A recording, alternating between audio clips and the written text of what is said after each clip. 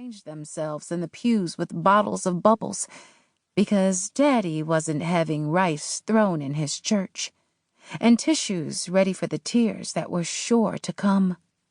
Pictures were snapped, both from smartphones as well as by the professional photographer who crouched and maneuvered around to capture moments from every angle possible.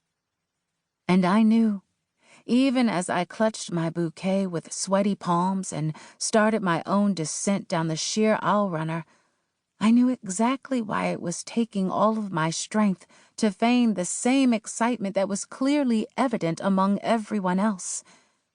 And for that, I felt terrible. Tears stung the corners of my eyes, and now that the ceremony was over, I finally let them spill over, trailing makeup streaks down my cheeks. I hadn't meant to spend the entire time comparing everything. They were two entirely different circumstances. Last year, I had signed a contract to be a love partner or wife to the rich Leo Owusu. I would be just another, along with the 2 women he already had. It had been nothing more than a business arrangement in my eyes, and I had treated it as such. But for Leo, I was his wife number 3 in every sense of the word. I couldn't help but shake my head at the memory of the lavish wedding from months ago, a wedding I neither wanted nor cared for. Nothing but an elaborate showcase of the extent of his money. So I stood at the altar with his other wives, right up there by my side, like they too weren't wearing wedding rings vowing their lives and hearts to the same man. The entire event was fit for a queen, with all its bells and whistles and fake glory. I grimaced at the thought, then turned my memories to the ceremony that had just taken place only moments before. I could not have foreseen I would be here again so soon. But sure enough, I was, listening to my dad's proud voice as he officiated. Genuine. That was the main word that came to mind as I reflected on the emotions that hung thick in the air. Vows and rings were exchanged, tears were shed, and every moment that ticked past I wanted to hold longer in my heart because it was so damn strong and authentic. This was how it was supposed to be, a constant reminder that was enough to heighten my own regret for selling myself so short before. The door pushed against its lock as someone apparently tried to come in. I sniffed and wiped my hand against my face, smearing my makeup even more.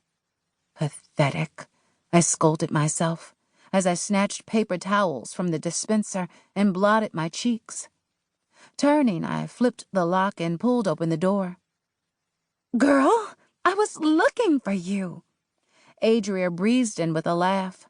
She glanced at my face and immediately engulfed me in a hug. "Oh, I love you so much, sis. I can finally say that now."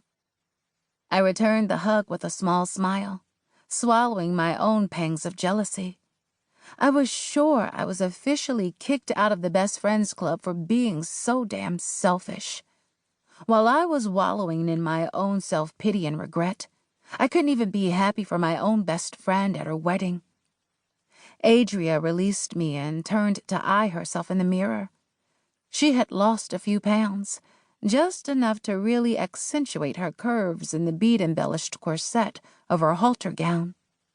A jewel-encrusted tiara fit neatly around her high bun and clasped an ivory veil to the back of her head, allowing it to cascade down to her mid-back. Despite the tears she had shed and the sweat that now peppered her forehead, my girl's makeup was still flawless from when I had spent 2 hours that morning brushing, contouring, blending, and getting it perfect.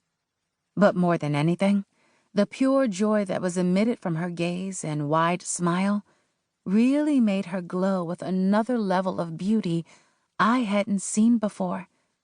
Not in her, nor myself.